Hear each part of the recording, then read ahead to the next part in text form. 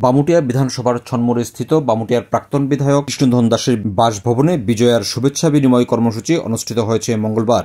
এদিন দলীয় পতাকা উত্তোলন মধ্য দিয়ে এই কর্মসূচির সূচনা করলেন বামুটিয়ার মণ্ডল সভাপতি শিবেন্দ্র দাস। এদিনের এই শুভেচ্ছা বিনিময় কর্মসূচিতে উপস্থিত ছিলেন বিজেপির রাজ্য সভাপতি রাজীব ভট্টাচার্য, সদর গ্রামীণ জেলা কমিটির সভাপতি গৌরাঙ্গ ভৌমিক, বামুটিয়া পঞ্চায়েত সমিতির চেয়ারম্যান দীপক সিংহ সহ অন্যান্য জনপ্রতিনিধি এবং দলীয় নেতৃত্বরা।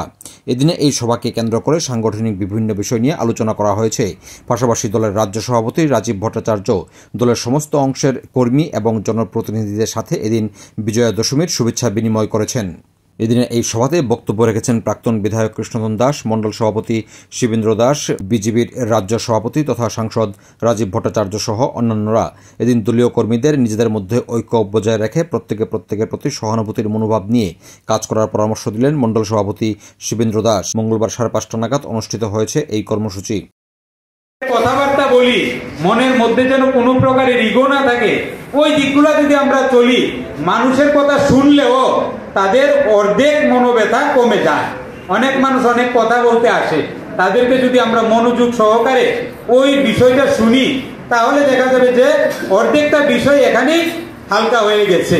এবং ওই ছোট ছোট বিষয়গুলো যদি আমরা সমাধান করে দিতে পারি, মানুষ অনায়াসে ভারতীয় জনতা পার্টির পতাকা তলে আসবে এবং মন থেকে ভালোবাসবে।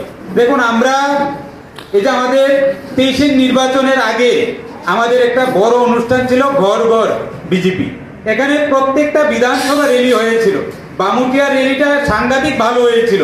এই ব্লক সংলগ্ন এলাকায় রাস্তায় গ্যাদারিং, লোক দাঁড়াবার লোক ছিল না, কিন্তু আমরা মানুষের মন জয় করতে পারিনি।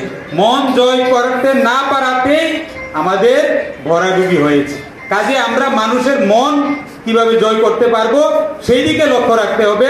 মানুষের মন আমরা যতক্ষণ জয় করতে না পারবো, ভয় দেখিয়ে লুক এনে কোনো লাভ হবে না।